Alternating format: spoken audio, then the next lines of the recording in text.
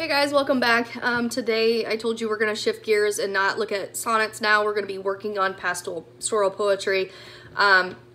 Like before, I'll kind of go back through those characteristics before we actually look at a poem that does, possess those characteristics, just so you know what you're looking for. So anyway, pastoral in Latin actually translates to shepherd. So if you think about where shepherds are found in life, we know that they're out in the country, they're dealing with animals. So, this type of poetry is going to be discussing what happens in the countryside.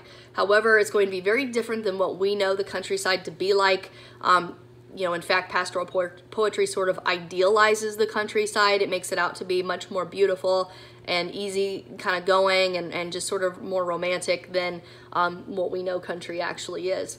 So anyway, that's what you want to know. The reason why pastoral poetry was so popular at that time was because, a lot of people were moving into the cities and, starting to experience what urban life sort of provided for them. They were getting caught up in work, probably factories. The city probably didn't look as gorgeous as the countryside did. You're not seeing that like grassy sort of area. Again, like things got a little more hectic for them and people and things were moving quickly. So, people were looking back on their life out in the country after moving to the city and probably painted it out to be a little bit better than it actually was. Okay, so that's where they romanticize that a bit. Okay, so pastoral poetry does idealize that countryside. I know I'm repeating this. It usually talks about carefree maidens, so young women, and shepherds that are wandering about tending to their flocks. When you're looking at pastoral poetry, you're going to see a lot of imagery. Remember that if we think of the word imagery, we think image, pictures. So pastoral poetry is going to describe in great detail what things look like. Okay, so very descriptive. The word choice, or the term I would use would be diction, so word choice is a little more elevated in pastoral poetry than what you would typically see people use if you were an actual country person. It's more, I guess the pastoral poetry had more of an educated sort of vibe about it. And then finally, the argument or the opinion of the writer is going to be a little more elevated than, people in countryside. So anyway, those are some of those characteristics. Another thing that you need to know about pastoral poetry is that it does kind of possess this sort of carpe diem vibe, meaning carpe diem, seize the day. You only have one life to live, seize it up, YOLO. So it does give you that feel like, take the chance, make the leap, don't think too much about it, just live. So you're going to get that vibe, especially with Christopher Marlowe's poem, Passionate Shepherd to His Love. So anyway, those are those characteristics. So if you would, please make sure that you pull up your poem by Christopher Marlowe called Passionate Shepherd, and I want you to annotate this one with me. I will read it out loud one time, and then we will do some annotations regarding structure like we have in the past, and then we'll go into what the poem is actually telling us. So let's go ahead and read it. It says, "Come live with me and be my love, and we will all the pleasures prove." So we will all enjoy all the experiences that valleys, groves, hills, and fields, woods, or steepy mountain yields. And we will sit upon the rocks, seeing the shepherds feed their flocks, by shallow rivers to whose falls melodious birds sing madrigals. And if you look at the bottom, madrigals are just, songs. Okay, so the birds are going to sing. And I will make thee beds of roses and 1,000 fragrant posies, a cap of flowers and a kirtle, which a kirtle is a dress, embroidered with all the leaves of myrtle, a gown made of the finest wool, from which our pretty lambs we pull, a fair lined slipper for the cold, with buckles of the purest gold, a belt of straw and ivy buds, and coral clasps and amber studs. And if these pleasures might thee move, then come live with me and be my love. The shepherd swain, so the companions, will dance and sing for thy delight each May morning. And if these delights thy mind may move, then live with me and be thy love. So, structurally, we can see that, like sonnets, these are divided up into quatrains. So remember, quatrain is a series of 4 lines. So at some point, you don't have to do this for every single section, but maybe make a note that it is divided up into quatrains. I did that on my paper. So if you look here, there we have it, quatrain, and it's like that all the way down. And we notice it's divided up into, let's see, 1, 2, 3, 4, 5, 6 quatrains. Okay, if that helps you, maybe jot that down as well. Okay, so let's look at rhyme scheme first. After we decided how it was divided up, the first quatrain we have love and prove. Prove is going to be a near rhyme, so if we were to annotate this, we would assign the letter A to both of those lines. So love and prove, A, A. Looking at the next two lines, it says fields and yields. They don't rhyme with the prior words, so we assign a new letter to that, and we have B and B. That's what it should look like if you're annotating. Going down to the next quatrain, we have rocks and flocks. C's will be assigned to those because they don't rhyme with anything prior. And then falls and madrigals, those two rhyme with each other and they don't rhyme with anything else. So you're going to put the letter D for both of them. I'll come back and show you that in just a minute, but I figured it would be good to just go through another quatrain here. So roses and posies, very close.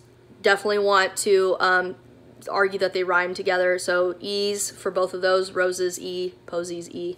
Curdle and myrtle, they go together. They don't rhyme with anything else, so 2 F's there. So curdle F, myrtle F. So here we have that previous quatrain and then the new one. All right, so let's finish up with the last few here. Wool and pull, so they don't rhyme with anything. We assign the letter G to both of those. Cold and gold, letters H, letter H for both of them. Next quatrain, we have buds and studs. Nothing rhymes, so just put I's for those. And then finally, this is where, you know, you want to be careful. You know, just because the pattern has been this way for the last 4 quatrains doesn't mean it's always going to be that way. So if you look at this second to last quatrain, you notice that the last 2 lines of it actually do rhyme with something that we've messed with prior.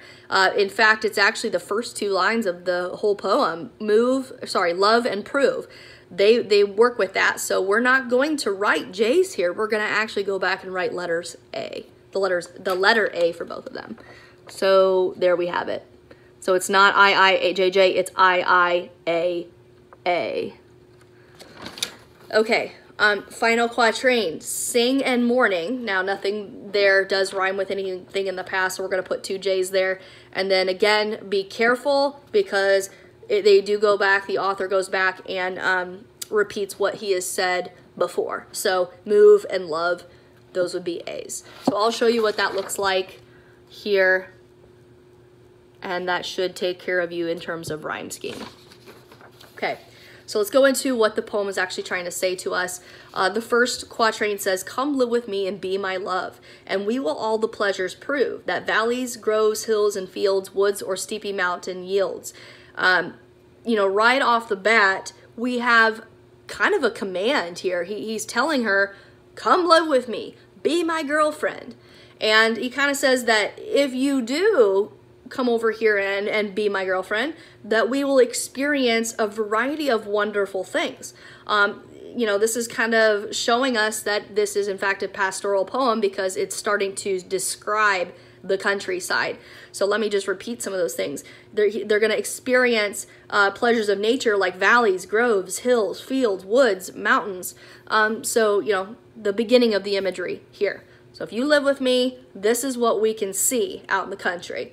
So what I would do is I would jot something down off to the right-hand side that tells us, you know, what that quatrain is saying. We've done that before. I'll show you that I've done it. Obviously, what I write down doesn't have to be exactly what you write down. As long as you are making sure that you understand what it's telling you, it's fine. Okay, so that was my summary.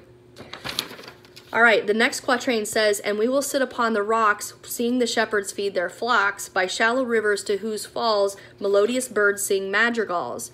Okay, so we do have some more imagery here. When they do get out to the country, what else are they going to see, or what else are they going to do? He says that we're going to sit on the rocks and see the shepherds feed their flocks. So we're going to just watch nature taking place, and we're also going to you know, be able to see rivers that are flowing and birds are going to be singing. It does paint this very beautiful picture of you know, the country. It makes me want to go out and sit next to water and just kind of be at peace. So, you know, it does seem sort of ideal to me. So there you go, typical pastoral poetry characteristic imagery.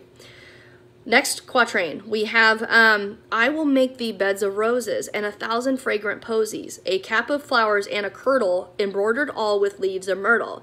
So, you know, not only are they going to see and hear things, but she's also going to receive gifts from this shepherd, this guy, okay? So what is he going to give her? He promises her that he'll make beds of roses for her. You know, what girl, I guess, doesn't love flowers? That's what he's appealing to, you know, women liking flowers. And 1,000 fragrant posies. So these flowers are going to be so they're going to smell great. You know, you're going to smell beautiful. You're going to be laying on beds of roses.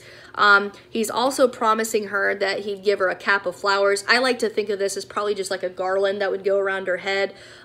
You've even kind of seen artificial garlands that girls put on their heads even today. So just imagine something like that.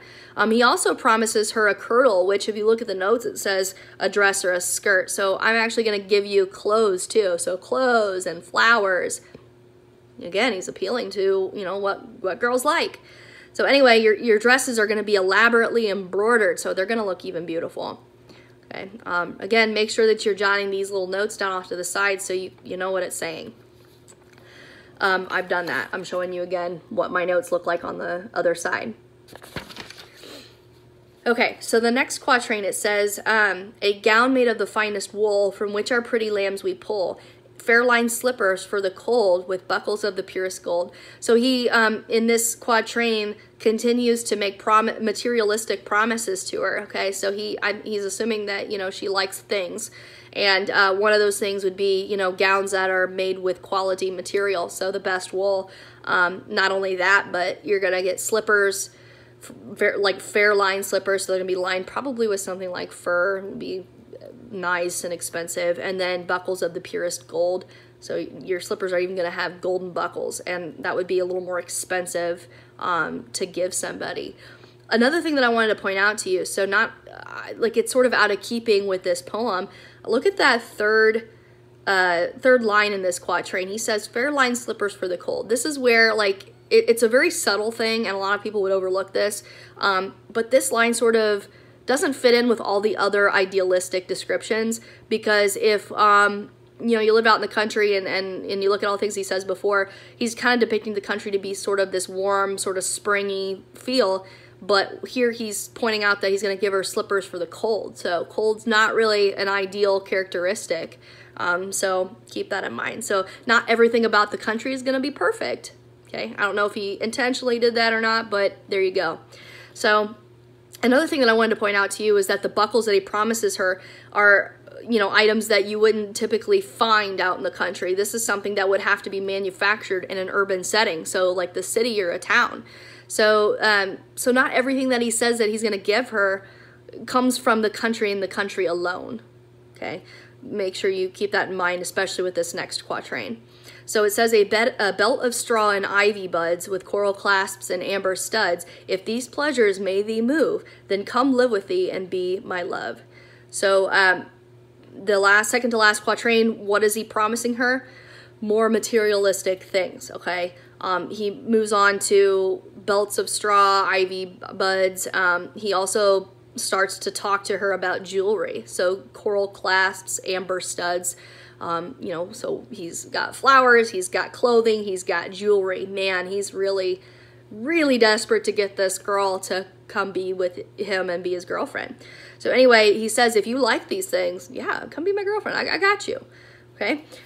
He closes up, well, actually, let me bounce back to that quatrain I just read to you. Like the previous one, these things are not necessarily items that are produced in the country alone. So again, not all of it is country. Okay, so finally we've got the shepherd swings, shall dance and sing for thy delight each May morning. And if these delights my mind may move, your mind may move, then come live with thee and be thy love. Okay, so he closes up by telling her, you know, that the shepherds and their companions will be entertaining them with music and dance every single day in the May mornings. So if you like these things, then come be with me. What's really interesting is that with shepherds in the countryside, so think back to farmers that you know in our world. Are they going to be sitting there singing and dancing for someone who's bringing his girlfriend out to watch him? Probably not. What are they probably going to be doing? Working, because they're busy. They've got lives, they've got mouths to feed, they've got money to be made, things to produce. So this is a very idealistic view of the country life that he paints. So we know that it's not really a realistic one, okay? But these are the things that he tells her to get her to come be his girlfriend. Let me see if there's anything else that I need to tell you before I get off here. I'm looking through my notes. You know, again, we can tell that this shepherd's desperate and he really wants her, so he's really willing to say anything. Talk to you about that. I think we pretty much covered it. So, you know, if you have any questions, just be sure to email me and I'll help you out the best that I can, okay? So until then, I'll see you guys later.